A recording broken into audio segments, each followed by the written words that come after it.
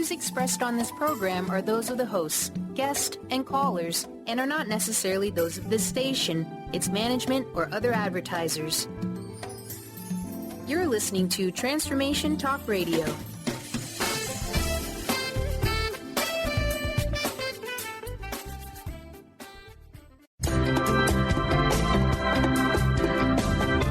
Voices of Women is a talk radio show that gives voice to the personal stories of women. It will inspire women and enlighten men to follow their dreams and create positive changes in their lives. Whether the audience listens to best-selling authors or a layperson like themselves, they'll realize there are others with similar experiences and feelings to their own. This show will give women tools they can use every day, which will empower them to step out of their boxes and create the changes they desire in their life. Kris inspires women to find their voices, speak up, and become leaders of their own life. Everyone has their gifts to share with the world, and it's time for women to work together to bring honor and respect to the feminine voice, which is within all people, men and women. Topics include personal growth, spirituality, creativity, leadership, and divine feminine. Now here's your host, Kris Steinnes.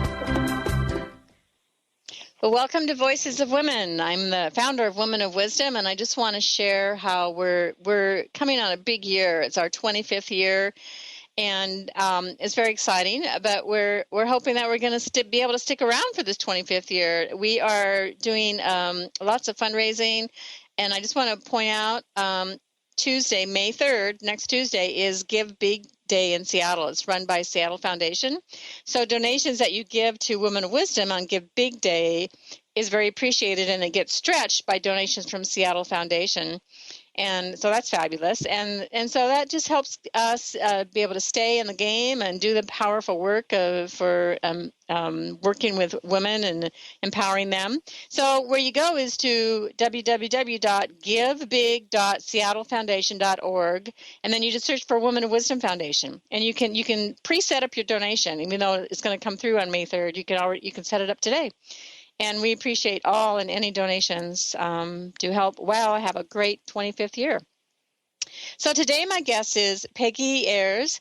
Pegi is an author, artist, social critic, and cultural visionary, and she is occupied with challenging worldviews, contributing to the paradigm shift, and working with the decolonization process in herself and others. A Celtic animist who sees the world through a spiritual lens, she is a devotee of nature-based culture and all that is sacred to the earth. Pegi Eyers is an advocate for our interconnection with Earth community and the recovery of authentic ancestral wisdom and traditions for all people. She lives in the countryside of Peterborough, Ontario, Canada. It's near Toronto. And she's here with her new book, Ancient Spirit Rising, Reclaiming Your Roots and Restoring Earth Community. So welcome, Pegi. Well, thank you, Kris. So nice to be here. I'm more than halfway know how you were inspired to write this book. What started it for you? Well, I'm very lucky. I live in an area of Ontario, Canada. There's a lot of First Nations presence nearby, and I have a lot of friends over the years that are First Nations. So I'm very lucky that way. And we have Trent University here too. A lot of Indigenous events happen there. There's an Indigenous Studies program. And every year they have an elders gathering. I go most years I've gone to this gathering. And I think it was about 6 years ago I heard an elder say at one of the gatherings, he said a very short little statement, and it just completely stunned me. And this short little thing he said took me on a huge journey of discovery and writing. And I should tell you what he said. He said that everyone needs to return to their own Indigenous knowledge. And I was just stunned by this remark. It was like he was saying two things. I think he was commenting on cultural appropriation, that there are many non-Native people, taking up Native identity and practicing Native spirituality, and they're not actually of a Native heritage. But I also think he was really giving us a great blessing, because he was actually saying that we all do have our own Indigenous knowledge. So what a revelation that was for me, and I had to write about it and where are our traditions located, what kind of work is already being done, and what can we do better, to reclaim the old ways. So that was the starting point for my book. Oh, yeah. Well, that and that is quite a statement. And when you get kind of that shock wave of like, oh my goodness, Yeah. what is this? But then you had to have done a huge amount of research because all the quotes you have in the book and the footnotes is quite amazing. I think that's the librarian in me came out there at some point. I've always loved reading and literature, and I think I kind of thought while I'm doing a book, I don't want to do another book for many, many years, so I just kind of poured a lot into the one book. So it's kind of like I don't want to do it again type of thing. So I really spent a lot of time on it. It took 3 years to write. Yeah, well, I can imagine. And so we're looking at a rise. Well, I don't know. I think this has been going on for a good 20 years. The rise of the old ways and timeless knowledge of indigenous societies. And we also have the ancient matriarchies. And why do you think this is on the rise again today?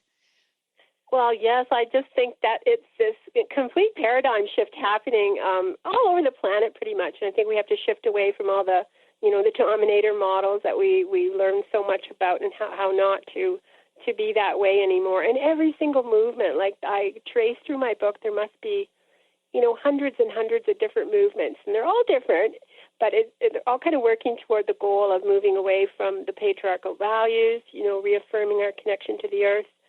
And going back to these ancient studies, there's never been a time in human history when we've had so much wonderful access to so much information. And, the explosion of matriarchal studies has been, a huge inspiration for so many people. And before I wrote the book, that was one of my main interests, was just focusing on the ancient matriarchy. So it's part of the whole paradigm shift.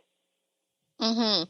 Well, yeah. And in the book, you focus a lot of focus on the appropriation of indigenous knowledge and white privilege.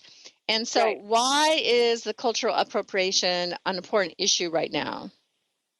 Well, I just think people, aren't aware. And there is a relationship on Turtle Island. Our ancestors did come here and colonize these lands. They did it through a lot of violence and a lot of trauma that was experienced by the First Nations people. There was genocide, all kinds of horrific things.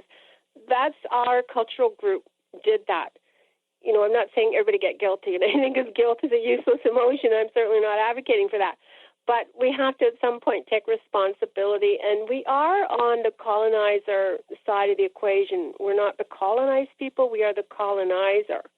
And so for us to take elements of spiritual or cultural property from a culture that's historically been the colonized is the wrong thing to be doing. I mean, they're still in recovery. First Nations are still in recovery, and this is not the right time to be taking elements of their cultural and spiritual property for ourselves. And I think that so many people in these earth, nature spirituality movements just weren't aware that anyone would object to it, or the boundaries weren't even there in the beginning. So people are just unaware, but it's never too late to do the right thing. I certainly advocate for that in my book.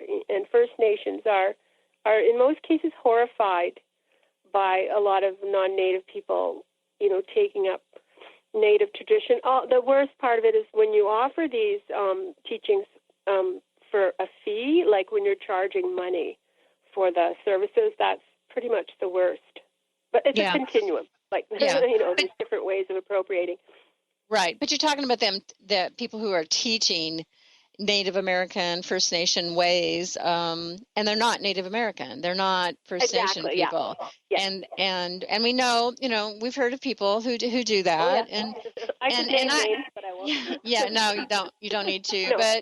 No, but there's also a desire for that spirituality, getting back to that grassroots of that earth spirituality that you feel in the First Nation, Native American population. And people want to explore that. And so sometimes people go to teachings by some Native Americans want to teach to the white people because they feel it's we're needing something and people are looking for something. And so there's that element that's I don't know that is so wrong in itself. I think it's wrong if you then turn around and you teach it, because it's not just because you've taken a class doesn't mean you know it, and that it's part of your ability to teach it, Traditions, yeah. And I think that is so absolutely true. And I think it may take a decade or two to actually, learn enough about a tradition to be able to practice it accurately. So a couple of workshops are not going to get you there. So it's a very superficial undertaking, and being invited into First Nations spaces is excellent. I mean, we do have to learn about the cultures that were here on Turtle Island before we came along. And, the more we can learn about any First Nation, the better. But it's just there is a boundary there, and learn all you want, but it's not our knowledge to help ourselves. In the end, we have our own traditions. Hopefully somewhere. That's what my book's about, finding your own ancestry, ancestral traditions. It's quite exciting work. Yeah. Well, I have to say it's a little confusing in your book because I get the feeling like it's not okay to study it, but then I get, some things you say, well, it is. But what you're really getting across is inappropriately the appropriation of it, taking it over as if it's your own versus taking the knowledge and making use of that knowledge in your life because it's all learning, Yes, exactly. Yeah, that's where the boundary is. You can learn all you want, but to actually practice it and make it your own tradition is kind of where the boundary is. I mean, there are people that are adopted into First Nations too, so there's not a hard and fast rule.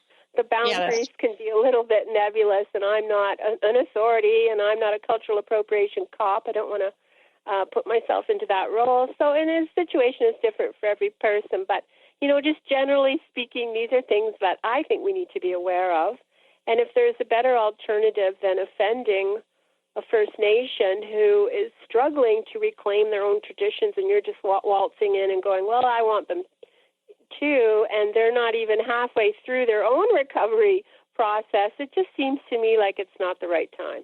Yeah, and there's an element of respect that's needed. Well, this is Kris Steinnes. You're listening to Voices of Women. We'll come back and talk more with Pegi Eyers.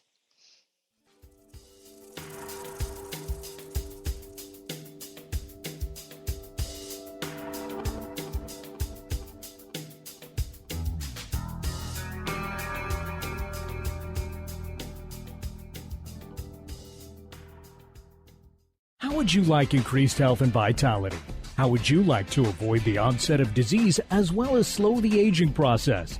This is all possible through a simple, safe, and natural process.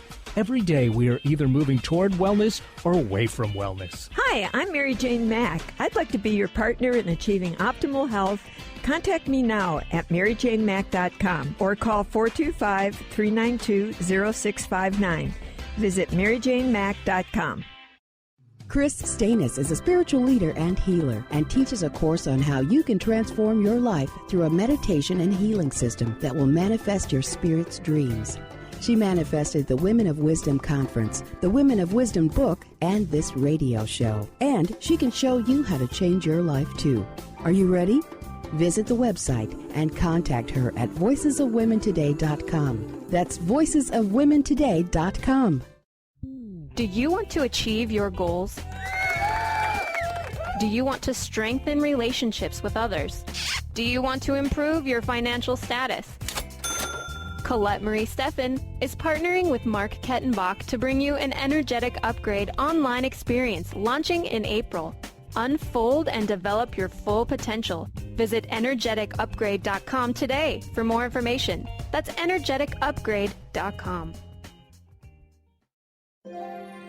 The Doctor is in. Tune in to the hit show, The Psychic Love Doctor, with host Deborah Lee. Deborah's life-affirming, highly perceptive reading method has taught Deborah how to zero in on specific problems with relationships, career pursuits, and current roadblocks to success and happiness. Join Deborah Fridays at 2 p.m. Pacific, and for a special broadcast the second Thursday of every month at 11 a.m. Pacific on TransformationTalkRadio.com. Sky Siegel co-hosts one of today's most popular psychic shows, Angels and Answers, with Artie Hoffman, as she communicates healing messages from the spirit world. These messages can be astounding, enlightening, and life-changing. Born with the God-given talent of inner guidance and the amazing ability to heal, Sky has healed thousands of people. Schedule a reading with Sky now. Call 908-500-1474 and visit skyofangels.com. Hey everyone, meet my friends at the Maca team. The ancient Inca root vegetable maca is known worldwide for its huge array of health benefits. As a family-run company of true maca specialists, the maca team is here to bring you the best maca the Peruvian mountains has to offer. Yellow maca, used to promote endurance, vitality, fertility, hormone health, and much more, is on sale now. I love it. Visit themacateam.com to order yours now. Themacateam.com.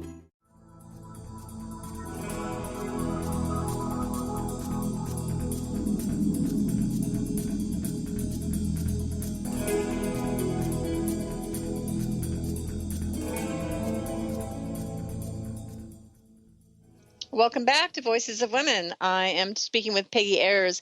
She's the author of Ancient Spirit Rising. So we were just talking about the misappropriation of indigenous knowledge and white privilege and for us to be aware of this. So one of the things in your book, you take a pretty hard stance on New Age, pagan, and goddess spirituality movements being guilty of cultural appropriation. And I would love for you to talk about that. Yeah, I just noticed over the years that it's a phenomenon. Even when you try to explain to people that there may be a boundary, they have a huge resistance. But I think that would be normal. I mean, if you've created an identity and if you've called yourself a shaman for many, many years, you're going to have a real terrible resistance to thinking that you may have to change, or, they've got an established business even over the years. So it's quite a shocking thing if people hear that, well, maybe that's, not the appropriate kind of spirituality. I mean, yeah, it's a difficult conversation. Mm-hmm. But it isn't just me telling people this. It's First Nations themselves have come out in a hugely vocal way, and they are the ones that are, they've created the United Nations Declaration of Indigenous Rights. I mean, there's documents, there's tribunals. That's almost like to the point where they would like to make it a legal issue, even, so, to do with identity theft. So it is a serious, serious issue. And there's a call-out culture that exists, and it can be kind of a harsh conversation. And I understand that, people have invested a lot of time into their identity, but it just begs the question, why are people creating their own identity? Like, is that, I don't know, we're taught in the society, you can be whoever you want, and I don't know if it's something we have to look at in a little more depth, but maybe there's something a little bit strange about people having to just create identities that aren't actually who they authentically are. Yeah, and there's also this, commercialization of, come to this workshop and become the goddess that you are, or, you can become a shaman taking this workshop, and, working with a true, like, people who go down to South America work with a real shaman. And so it's not just Native American, they're studying with somebody and learning how to live it within themselves. And so sometimes you can tell the difference between somebody who's authentically studying and teaching, and someone who's, they're on that wavelength of, this is my path, I can make money, this is my career, this is my, and you really have to be on the alert of what feels authentic. Yeah, very discerning, because there are some people that are really, really taking advantage, and they're actually doing actual harm. They're questionable people to be even teaching in the first place. You have to be very, very careful. There's been some serious, serious things happen, as we well know. So, be very, very careful. Yeah. Well, and the goddess spirituality movement, and my thought about that is they're going, because that's a sort of the Euro roots that you even talk about in your book of indigenous knowledge from our European roots. The goddess spirituality movement comes from there, the ancient European cultures and the matriarchy. Absolutely, yes. And so there isn't a lot. Sorry. Oh, no, go ahead. I was just going to say, there isn't that much cultural appropriation in goddess spirituality or matriarchal studies. I would say that where I was seeing it was in the New Age spirituality. I know there's a crossover with goddess spirituality and matriarchal studies, but the only cultural appropriation really happening would be doing work with a goddess from another tradition. A good example is White Buffalo Calf woman, who you see, used over and over and over and over and over by so many non-Native women. Granted, it's an archetype, but you also have to understand that the Lakota people object to that use. So this is, something we have to think about in an ethical way, even though other goddesses from our own traditions we can do work with. So I think you have to look at the source culture, and would those people approve of you doing work with their particular goddess? That's what you have to be asking yourself, I think. Mm-hmm. Well, it certainly begs a lot of study, realizing this, and realizing the impact it has on another group of people. Exactly, and it's an extension of colonization. First, the colonizer comes in and takes the land, and that's the first thing, and then the resources are taken. That's the second thing, and then the third thing is elements of the cultural identity are taken. This is a phenomena that's happened all over Turtle Island. You can chart it with every single First Nation. And so in a really bizarre, horrible way, cultural appropriation is an extension of that same genocide, because it's erasing the cultural and spiritual identity of the people that you're taking from. So it's actually an extension, like genocide is still happening today. When you really, that's the worst I could say about it, right? Well, it's interesting because people may think that they're honoring it. I'm studying it. I honor the, and not understanding the level, what also it brings about. Well, what is the difference between a cultural appropriation and cultural exchange? So you do have to look at the societies. Is one a colonizer or is one the colonized? And it just goes, to the historical takeover of that country. Did the colonizer come in by force? And certainly that's been the case here in the USA and Canada. So if that's the relationship, it's cultural appropriation. It's not a free sharing. The cultures can come together and freely share with each other, but they have to be on equal footing. One is not dominating the other. The minute one is dominating the other in any colonizer-colonized relationship, then it becomes cultural appropriation. It's not an exchange anymore. It's taken under force or ignorance, either way, right? Yes, and we're aware of, yes, the settlers came, and Native American, First Nation are on reservations now, and the difficulty that they have, and all that, and yet how do we still keep that colonization mentality alive? What's our responsibility? What's our role that continues that colonization? I think we just have to. I think we just have to be aware of it in ourselves, and there's definitely ways. I think Earth spirituality shifts us away from that mindset. We can think in different ways, in more holistic ways. These are all indigenous ways of thinking and being in the world. So it's a learning curve to take up all these new ways, but it's definitely doable by any person. And, we are all, we're indigenous at some point in our history if you align with your ethnicity. And ethnicity itself has become sort of a lost category in the U.S. and Canada. Nobody even understands why it would be important anymore, to have an ethnicity, because we're not used to having it. We're like, the only people with ethnicity are like ethnic groups, right? It isn't like white people even have it anymore. So I just think that's really strange. Yeah. Well, your ethnicity is you're Scottish, or, where did your ancestors come from? I know those are countries, but I had my DNA tested, and I am a Celtic DNA, right? My DNA does not come from North America. My DNA comes from Europe. And there's no escaping that fact. Right.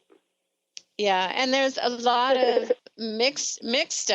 Some people don't know what their heritage is, or they, well, I'm German, part, British, part this, part that, and so there's kind of a loss of that. I'm 100% Norwegian, and it's kind of a rarity. So I know my father came from Norway, so it's very. I think when you're first generation, you're much more in tune with it. But when you've gone a few centuries, that it gets kind of lost. And so there's a big, search on for your ancestry. They have the TV shows, and you can do your DNA now and see where you're from. Exciting, yeah. So that's very interesting So I think it's wonderful to find out what your roots are. I think it's the most empowering thing to sort of know your family history going back through time. It's just so exciting and it's so empowering to know where you're actually from in a way. And then you can explore the history. You can, get into the myth. You can get into the literature that's available. You can learn all about those ancient traditions sort of going back. I know we have to go back a long, long way in some cases, but, people are doing it, and the resources are all there. With internet these days and all these incredible resources and libraries, there's just so much reference material to delve into. And, get your DNA tested. So there's no excuse for not going back to your traditions. I know the DNA test costs about, I think it's around $90 now, but, it's a good gone down investment. in price. Mm-hmm. Yeah, it is kind of fascinating. I think one of the most fascinating things that people say is like, I'm 10% Neanderthal, or I know somebody who's 5% unknown. It's kind of like, okay, wow. What's that, alien? That is so amazing.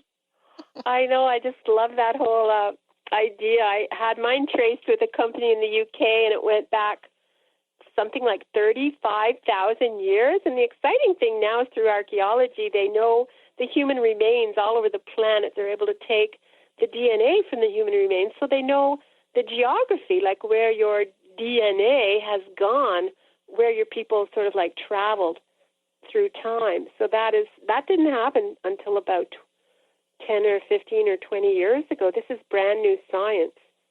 Mm-hmm. But well, DNA is now connected to geography. It's just astounding. Yeah, and you talk a lot in your book about going back to those, you call it EIK, the IK being indigenous knowledge of the people of the land here, and the EIK, our Euro roots, and finding those. Yes. Well, this is Kris Steinnes. You're listening to Voices of Women. We'll come back and talk more with Pegi Eyers.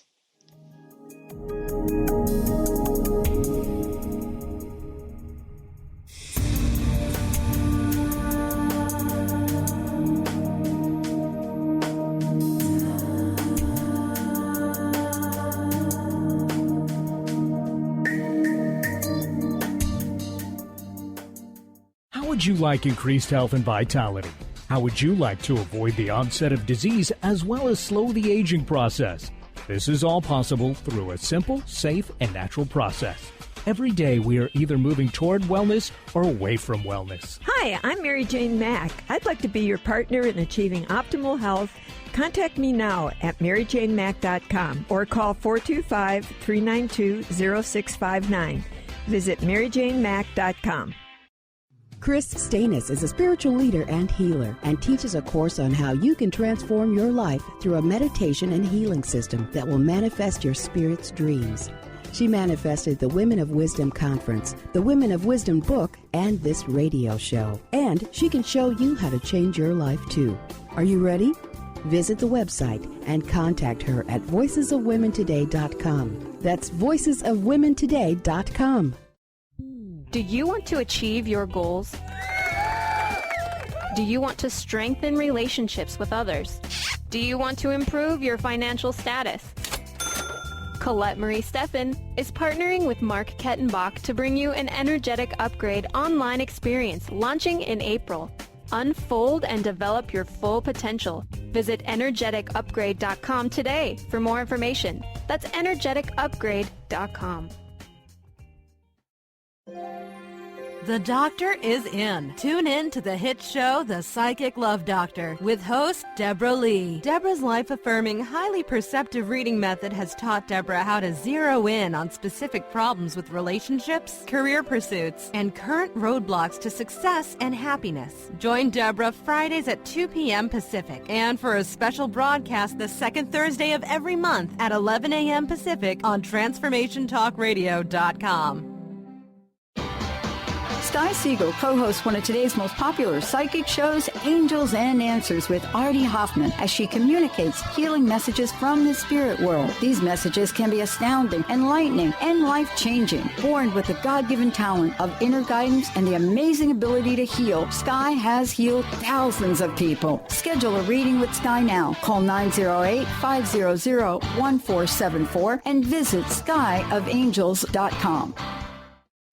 Hey everyone, meet my friends at the maca team. The ancient Inca root vegetable maca is known worldwide for its huge array of health benefits.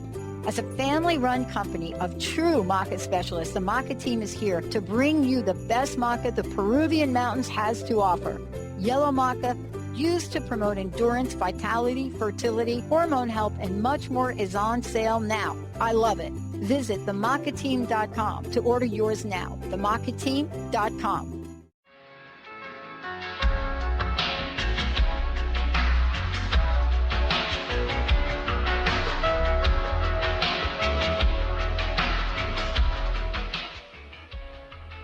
Welcome back to Voices of Women. I'm Kris Steinnes, and I'm talking with Pegi Eyers today. We're talking about her book, Ancient Spirit Rising. So, Pegi, perhaps it's a good time for you to give your website information where people can find out more about you and your book and who you're. Yeah, my what website. You're about. Thank you. Okay, thank you. Yes, my website is www.stonecirclepress.com, all one word. And the book is available through the website, and it's also on Amazon.com. Okay, great. Yeah, I encourage people to pick up the book if this topic interests you.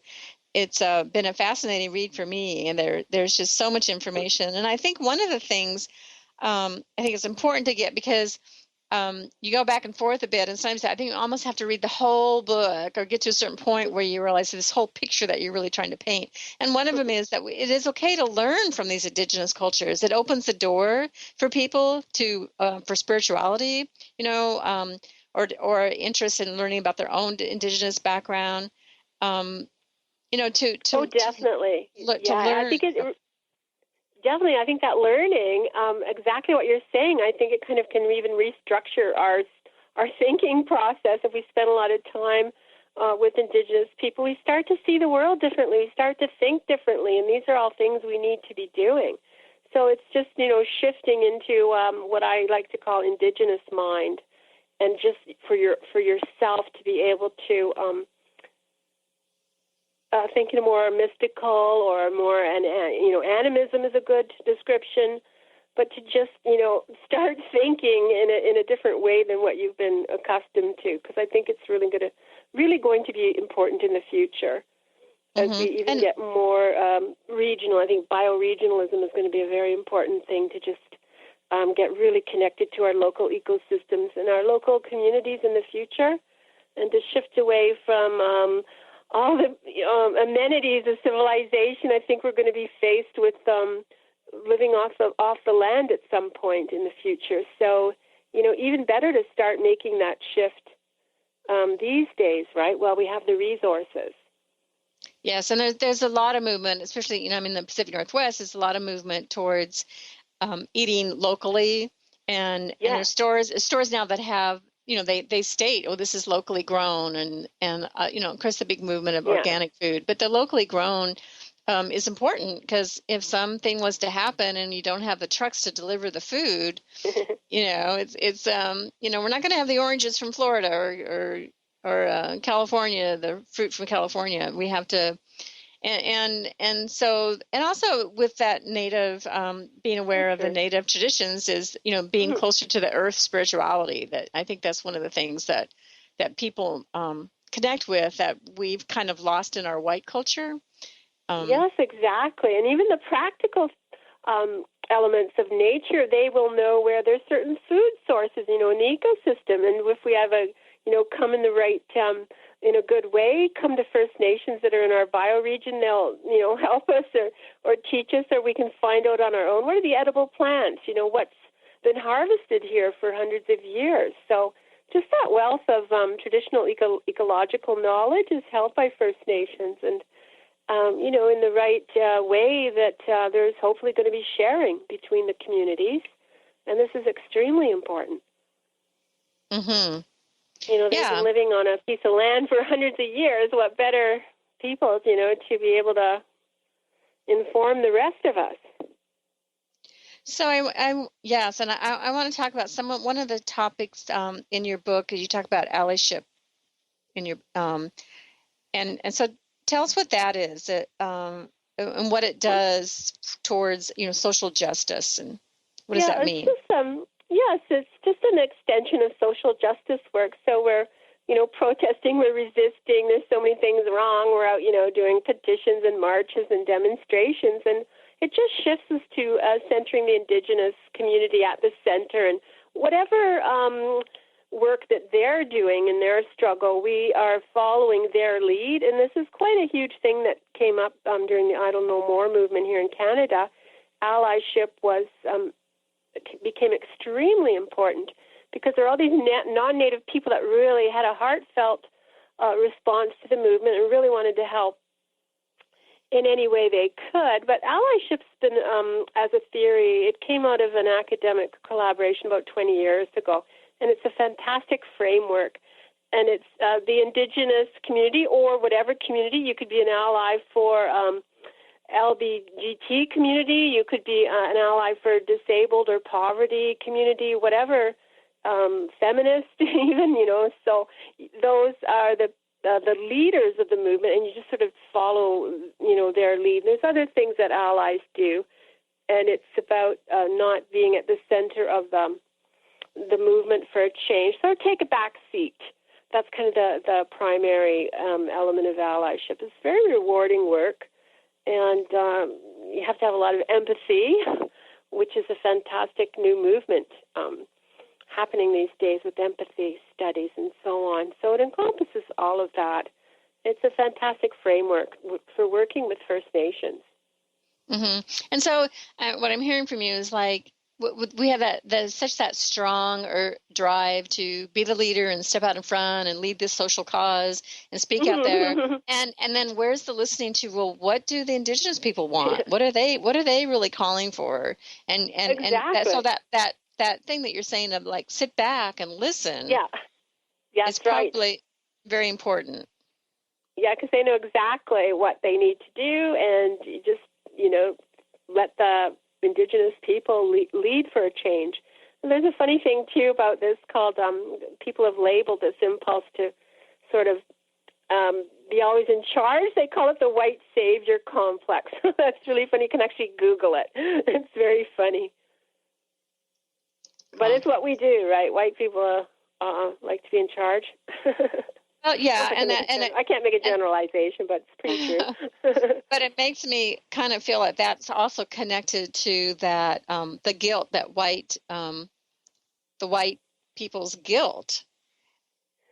I suppose so, but I don't actually see guilt as a factor, and I learned that early on when I was taking up social justice, and I don't think guilt is of any use whatsoever. I mean, we weren't around at the time when our ancestors and so on first came here. We don't hold that same worldview.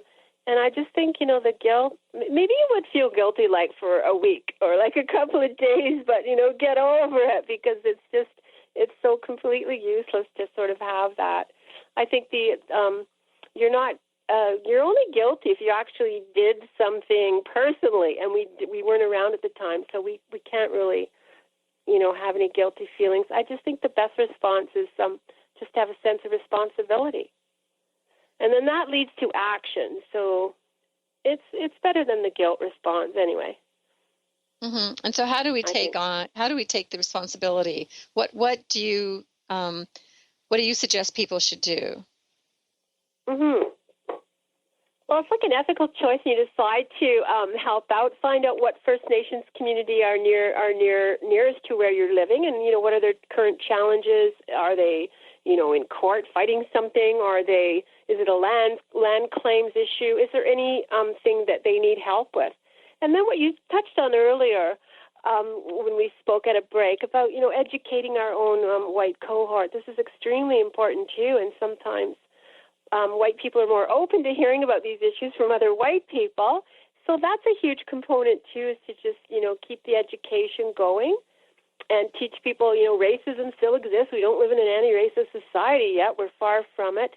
What are the things we can be doing? Be aware of the, implicit bias in yourself. You have a little bit of ingrained racism, and we just can't help it. We're born into a society that teaches us that since we're, babies. So, just be aware of it when it comes up, and over time you'll get better and better at at steering clear of any element of racism in your own life. So, you know, deconstructing these ideas for yourself and others. It's a lot of education.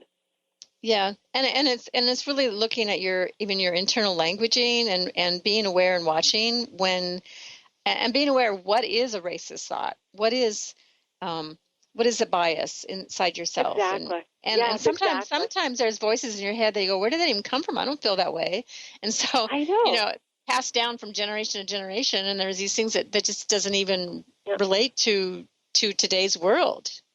Yeah, I know, it's so true, and it's just good to be honest about it. And there's a lot of people in social justice that are very open about sharing. They'll go, oh, there's something else. I you know, where did that come from? But, you know, just to be aware of it.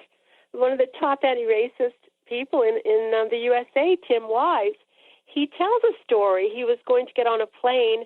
He noticed that the pilot and the co-pilot were both black, and he actually stopped and hesitated before he got on the plane.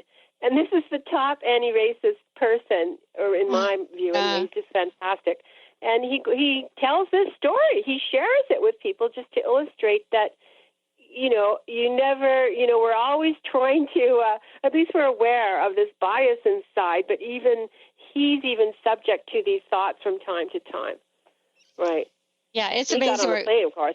Yeah, of course. It is amazing what we think, because I think it was the Vietnamese airline this winter, and getting on the plane, hearing the captain had an Australian accent.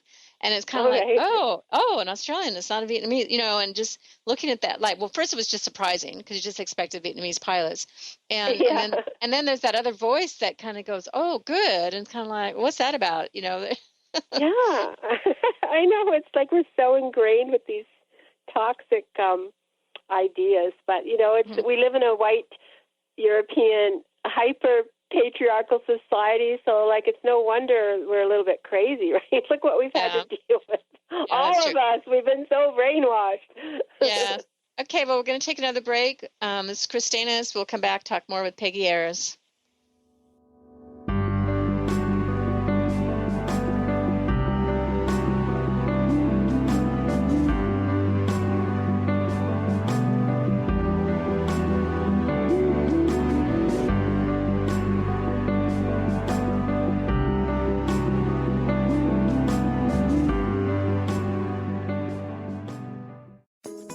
Get ready to experience Truth Talk Radio with host Deb Acker. Tune in to Truth Talk Radio each Wednesday at 3 p.m. Pacific on TransformationTalkRadio.com to illuminate the truth in your daily life as you experience life, love, and abundance from a whole new perspective. This hit show will leave you feeling lighter and bring you into a place of infinite possibilities every day in every way. Visit TruthTalkRadioshow.com for upcoming transformative topics and guests. Tune in to The Jen Royster Show, intuitive guidance to inspire your life, each Thursday at 8 a.m. Pacific and 11 a.m. Eastern on TransformationTalkRadio.com. This amazing show is an inspirational hour that will take you on an epic metaphysical journey to discover the spiritual approach to life's greatest challenges. Dr. Jen is an internationally known intuitive counselor, spiritual teacher, and energy healer. Call in for intuitive readings and visit JenRoyster.com for more information. Are you searching? Looking for a sign? A message you need to hear? From the great unknown, from the most mysterious place that is the most familiar to your soul in the depths of who you are. The universe put someone here to talk to, someone God gave a blessing to, that you may find insight with. TheAngelLady.net. 1-800-323-1790.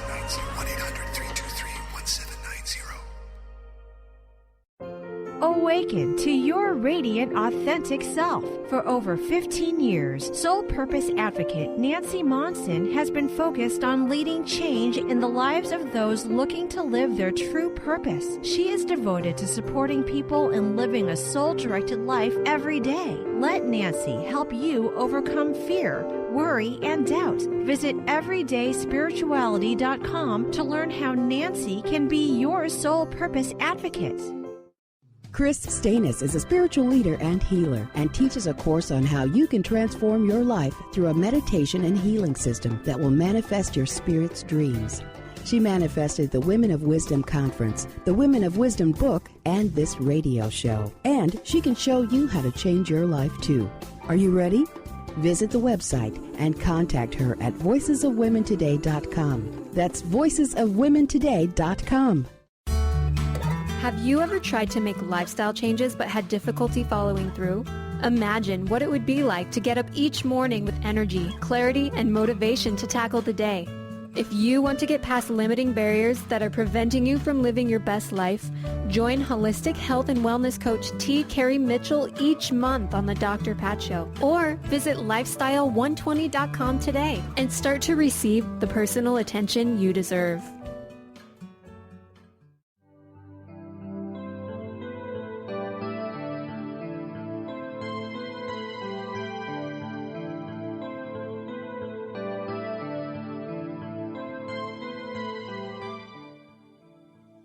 Welcome back to Voices of Women. So we've been talking about the indigenous cultures with Pegi Eyers, and Pegi, we're gonna. I'd love to talk about, because you have a section in your book comparing modern thinking, Western mind, and ancestral thinking, indigenous mind.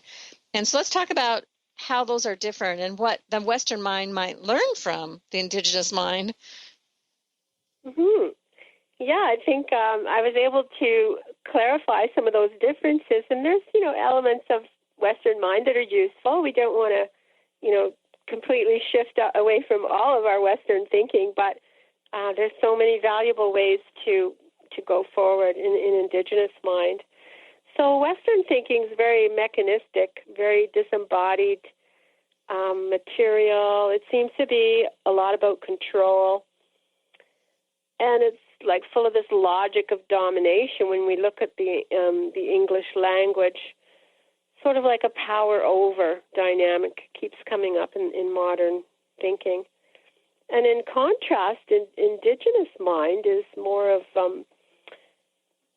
dwelling in an animistic universe, aligning with the sacred is very important. And we focus more on opening the heart, compassionate thinking, being intuitive, bringing out those empathic qualities, grounding bodies, grounding with the land, bonding with the land, sort of holistic thinking. And I can go over a couple of the examples of what Western thinking would be, and then in contrast, what Indigenous mind would be, if you'd like me to do that. Yeah, sure.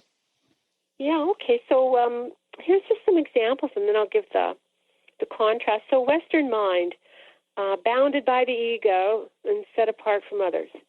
And then Indigenous mind, or ancestral thinking, connected, empathic, and resonating with others. So see quite the difference. Western thinking is self-absorbed. Ancestral thinking is physically grounded and embodied. Western thinking is very dualistic. It's kind of this either-or dynamic happening all the time. Kind of makes your thinking quite fragmented. And then ancestral thinking is non-dualistic. It's more of a holistic flow in your thinking. I think Western mind is very restless, lives in the past and the future. And then I think with Indigenous mind or ancestral thinking, our restless mind is more suspended. We're involved in this more cyclical form of thinking, like a spiral that doesn't have a beginning or an end, more of being in that immediate flow.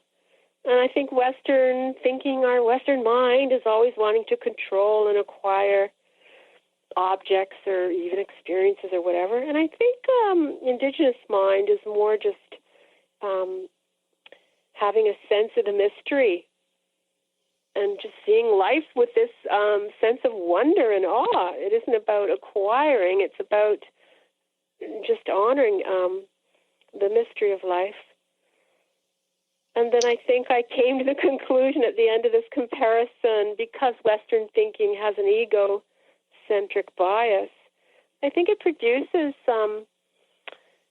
plus we don't have a good rites of passage movement yet that gets us safely through adolescence and brings us into adulthood. I think we're kind of like a lot of people in this culture. There's a whole phenomena called infantilization where we don't really grow into adulthood, which you can see in certain people. I'm not going to name names, but I'm thinking of someone in politics at the moment. Anyway, I think it produces, so this egocentric bias kind of produces the thinking that is more dysfunctional. It's like an immature way of thinking and almost bordering on immoral because they're kind of like never, they haven't actually gone through adolescence. So they're kind of like, stuck in that moment in time. And then in contrast, I was able to find that ancestral thinking has an ecocentric foundation as opposed to the egocentric. And then in an indigenous society or an ancestral tradition, we would integrate this self-discovery, integrate our soul, integrate the wisdom, which moves us forward into responsibility to go fully into our adulthood. So quite a difference. And I'll just do one more. Sure. The Western thinking has a belief that intelligence is only quantified. It's only described as coming from logic and from linear thinking. And then our indigenous mind and our ancestral thinking, all of our intelligences are combined. We have the intelligence of the body, the intelligence of our emotions, the intelligence of our spirit, and the intelligence of our heart. So this comes into a holistic potential, and we move along toward this amazing status of becoming a true human being, which is our purpose coming into the earth plane.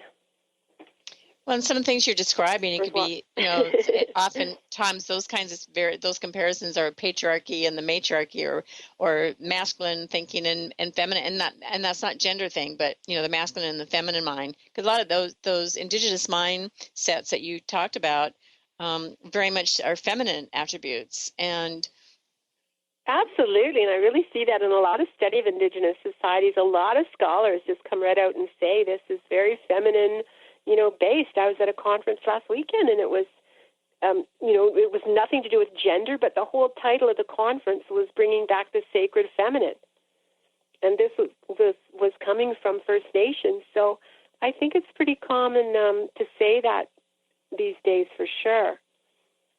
Mm-hmm. Well, that's something we've been working on in Women Wisdom for a long time, and for women to embrace it, because we've been shut off from it too, to look inside ourselves when we reject the feminine voice and when we don't respect it, and because it's not respected out there in society. It's the the action and the go get 'em and the tough language and all that that's honored, and the feminine voice isn't honored so much, and so we have shut up. And we're seeing women stopping that now and speaking up and getting more powerful, and that is going to continue to grow, I'm sure, because women are coming together. Well, thank you so much for being on the show today, Pegi. It was great to talk with you. Oh, thank you so much for having me. I really appreciate the platform. Thank you. So everybody check out her book. Her website is www.stonecirclepress.com. That's stonecirclepress.com. The book the full title is Ancient Spirit Rising, Reclaiming Your Roots and Restoring Earth Community by Pegi Eyers. That's Eyers. Well, great. Well, again, a reminder, May 3rd, next Tuesday, is Give Big Day in Seattle. We appreciate any donations. It's a great time now to help us continue our work for our going into our 25th year, and we're very much in need of some funds to make a great 25th year and to continue doing this work in Seattle. So just go to www.givebigseattlefoundation.org and then just search for Women of Wisdom Foundation. Your donations are stretched, and also your donation could be a golden ticket. They're going to draw names of people who've donated, and who they gave to will get $1,000 bonus, which is a fabulous extra bonus for Women of Wisdom. So we appreciate that. Also, a reminder, our big fundraiser event is our Sacred Pampering Day for Women in Seattle is June 4th. It's our annual fundraiser, and there's still room for booths for if you're a healer, psychic reader, body worker. Come share your gifts with our community, and you can contact us. Our email is wow@womenofwisdom.org, and you can go to find out information and how to apply. Go to the website www.thewowconference.org. And as last moment, just check out my book, Woman of Wisdom, Empowering the Dreams and Spirit of Women. It's award-winning and also an Amazon bestseller from June 2009. I did a campaign, and it's a compilation of stories of the divine feminine from many different viewpoints and art and poetry and stories. So I welcome you to check that out. Okay, so our time is up. I hope everybody has a great weekend, and we'll talk to you next week. You've been listening to Voices of Women with Kris Steinnes. Tune in each Friday at 1 p.m. Pacific Time, 4 p.m. Eastern Time for Voices of Women Today, radio with Kris Steinnes.